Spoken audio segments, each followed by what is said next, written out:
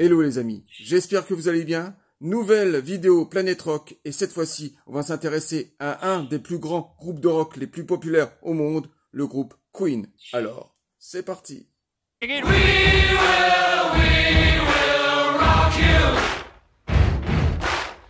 Les années 70, des années foisonnantes pour tous les groupes de rock et pourtant, en 70, va se former un petit groupe de rock, The Smile, composé de deux artistes, Roger Taylor et Brian May, tout juste fraîchement sortis du lycée. Alors, cette formation, dans un premier temps, est plutôt une reprise de rock et de blues. Ils vont garder un bassiste pendant quelques mois et très vite va embaucher un nouveau bassiste ami d'enfance de Brian May, John Deacon. Alors, cette formation va très vite s'orienter vers deux styles propres aux années 70, le glam rock et le hard rock. Alors, cette formation va se produire dans tous les clubs, dans tous les pubs de Londres. Et ensuite, ils vont faire même une petite tournée pendant quelques mois dans toute l'Angleterre. C'est un groupe plutôt sympathique. Et puis, un soir, pendant un concert à Londres, ils vont rencontrer un fan de Smile, et ce fan est tout simplement Freddie Mercury, de son vrai nom Farouk Bulsara, et ce jeune fan va réussir à convaincre le groupe en disant voilà, votre chanteur il est nul, il est plutôt classique, il n'apportera rien de bon à votre formation, moi en l'occurrence je peux le remplacer allègrement. Et là Freddie Mercury commence à faire une version a cappella. Et là, le groupe est subjugué, complètement admiratif de ce jeune hindou qui leur font une prestation hors du commun. Et va commencer la grande carrière de Queen.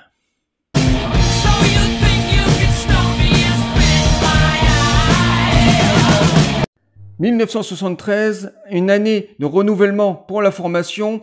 On retrouve à son sein le nouveau chanteur Freddie Mercury. Alors, dans un premier temps, la formation va donner énormément de concerts à travers l'Angleterre, devant un parterre de fans de plus en plus nombreux aimant ce nouveau chanteur charismatique qui est Freddie Mercury. Et dès 1974, le groupe va commencer à formater un premier album. Mais avant ça, je voulais préciser que ça va être une sélection, comme d'habitude, des meilleurs albums de Queen pour ma part. Donc, en 74, revenons à ce premier album. Premier jet avec de très bonnes compositions. Déjà, au sein de cet album, on retrouvait la structure habituelle des années 70, le glam rock, le hard rock et le progressif, donc une fusion de styles. Mais pour ma part, je préfère allègrement Queen numéro 2. Pourtant, la structure composition de cet album est la même que le premier, sauf que je trouve que l'album est beaucoup plus professionnel, le groupe est beaucoup plus enjoué, autant sur les compos que sur la voix de Mercury. Et pourtant, malgré cet excellent premier jet des années 70, le meilleur reste à venir. Et je dirais que le premier chef-d'œuvre de Queen, c'est A The Night Opera, qui est pour moi le premier chef-d'œuvre de Queen dans les années 70. Sur ce concept album, on délaisse cette fois-ci le hard rock pour laisser place au glam, au progressif et à une structure opéra. Ça va de soi, c'est le titre de l'album. Donc, aussi bien sur les compos que sur la voix de Mercury, tout est traité comme un opéra rock. Donc, au sein de cet album, on retrouve plein de chansons emblématiques. C'est juste une merveille d'écriture. Donc, premier album et premier chef-d'œuvre de Queen des années 70.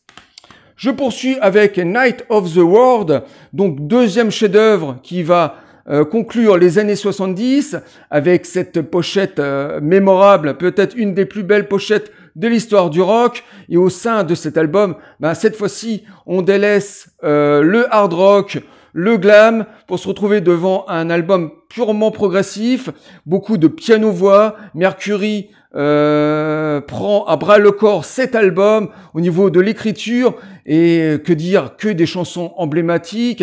Et cette pochette, pour moi, je la considère comme une des plus belles de l'histoire du rock.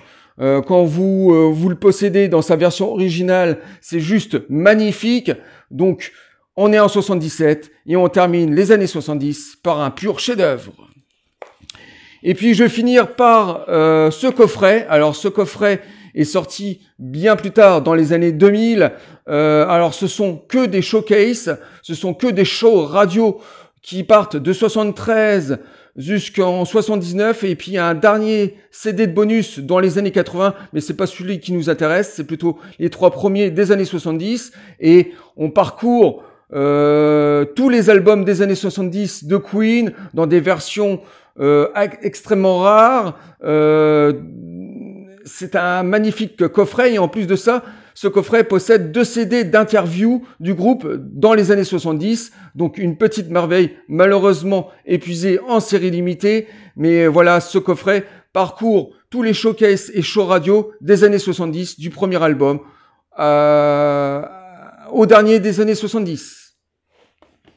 Et maintenant, parcourons les années 80, les années compliquées pour Queen.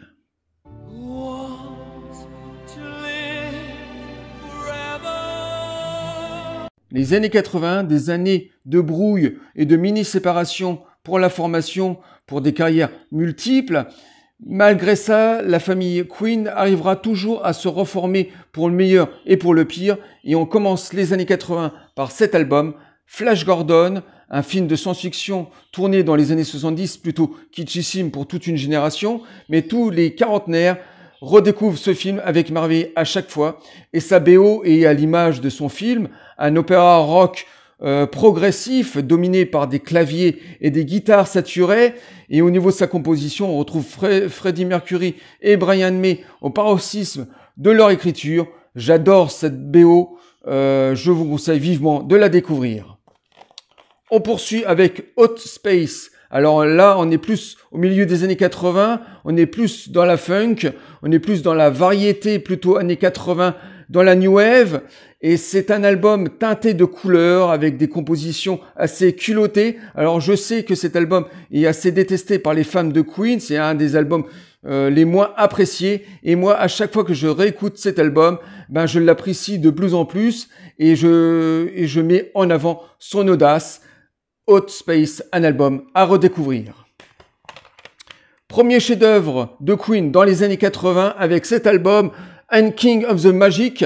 Alors cet album a donné peut-être la meilleure prestation live de Queen dans les années 80, le Live Aid en 85. Ça a été aussi en même temps une nouvelle osmose retrouvée au sein du groupe. Et cet album contient 7 morceaux du film Highlander qui a été co-composé par le grand Michael Kamen et avec le partenariat avec Queen.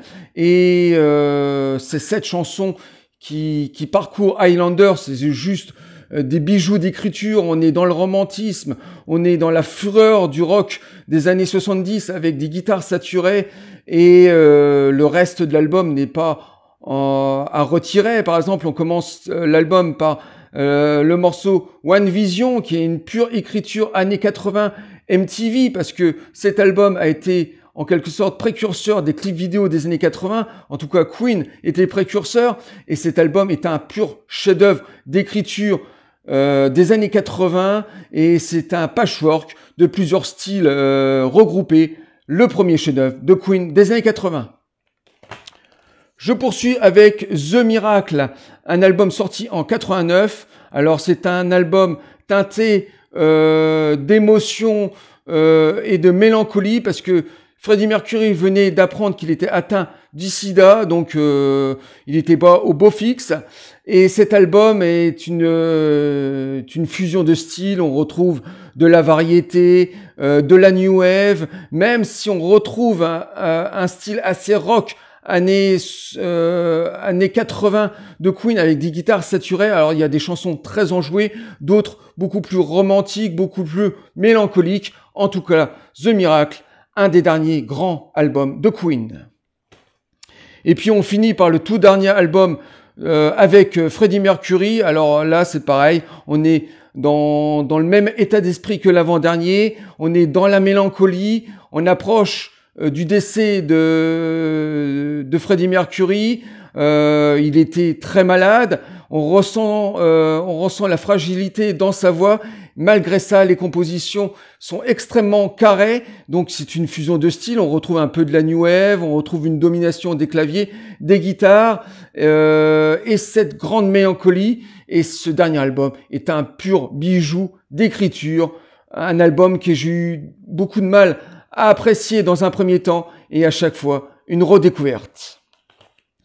Et bien des années plus tard, après la mort de Freddie Mercury en 91, Queen a décidé de ressortir un album avec un grand chanteur emblématique qui est Paul Rogers, qui est le chanteur de Free et de Bad Company. Et ça va donner naissance à cet album sorti au début des années 2000. Alors cet album s'appelle Cosmos Rock. Alors c'est un album assez particulier. On retrouve la composition de Queen, Taylor et Brian May à la composition, mais au niveau du chant, c'est Paul Rogers. Donc on retrouve du free avec cette voix un peu rocailleuse, avec cette voix dans les graves, un petit peu à la David Coverdale comme ça.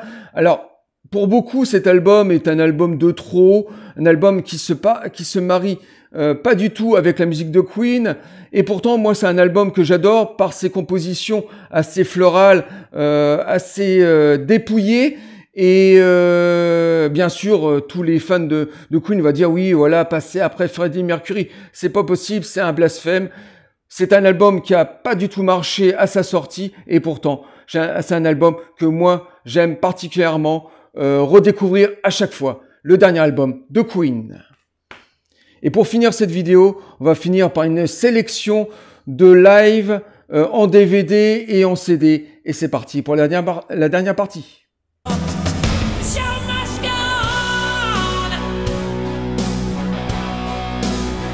Poursuivons et terminons cette vidéo par une sélection des plus belles tournées de Queen en CD et DVD. Et on commence tout de suite par la tournée 85-86, le phénoménal concert donné à Wembley en 85 devant un parterre de fans en double DVD remasterisé. Ensuite, le Live Aid de 85 de la même tournée, un festival réunissant une multitude de groupes et d'artistes, peut-être la meilleure prestation en live de Queen. La tournée de 74 de Queen, la deuxième tournée avec Freddie Mercury, un bijou de remasterisation, un Freddie Mercury au sein d'un groupe hard rock et glam rock au paroxysme, très très très bon concert à Londres en 74. La tournée de 82, assez disco dans la façon de filmer de ce concert, un gros show à l'américaine, un très très bon show de 82. Le volume 1 des clips vidéo de Queen, alors il manque rien, on commence de 73 et on termine en 91 à la mort de Mercury, et tous les clips vidéo y passent. À l'intérieur de ce premier volume, on a des making-of, des interviews de chacun des membres. C'est une vraie perle de remasterisation, le volume 1 des clips vidéo. Et forcément, le volume 2,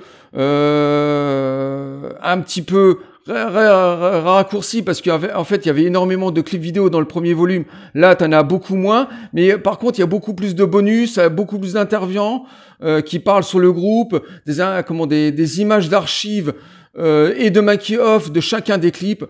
Le grand volume 2 des clips vidéo. La tournée avec Paul Rogers qui a été donnée au début des années 2000, une tournée hommage à Freddie Mercury, bien des années après sa mort. C'est une tournée que j'aime particulièrement, même si Paul Rogers a sa voix un peu rocailleuse, un peu blues rock comme ça, à la Free et à la Bad Company. Paul Rogers fait le job et c'est vraiment un show à l'américaine. Et le groupe est vraiment enjoué. Une très bonne tournée hommage à Mercury. Et pour finir, la toute dernière, le dernier album CD, DVD qui est sorti avec Adam Lambert, ce jeune chanteur que Queen a récupéré pour une nouvelle tournée. ce jeune chanteur, ben, il est très en voix, il est très charismatique. Moi, je l'aime énormément. Bien sûr, il remplace pas Freddie Mercury au chant, mais ça donne vraiment un concert vraiment palpable et vraiment très bien enjoué avec le reste du groupe, Brian May et Roger Taylor. Malheureusement, sans John Deacon parce qu'il avait quitté le groupe après la mort de Mercury, et ça reste un grand show à l'américaine que j'aime énormément revoir à chaque fois. Voilà, on vient de terminer cette vidéo sur la grande carrière de Queen. Alors, que dire sur ce grand chanteur qui était Freddie Mercury, qui nous manque énormément encore aujourd'hui. Très très peu de chanteurs arrivent à son paroxysme, arrivent à son échelle de charisme. Mais bon, Queen nous a quand même donné plus de 40 ans de carrière et ça continue encore aujourd'hui avec des reformations, avec des nouveaux chanteurs pour rendre hommage à Freddie Mercury. Et pour tout ça, on remercie la reine pour tout ce plaisir. Et moi les amis, je vous dis à très bientôt pour une nouvelle vidéo Planète Rock ou autre. Et moi je vous dis bye, à bientôt les amis.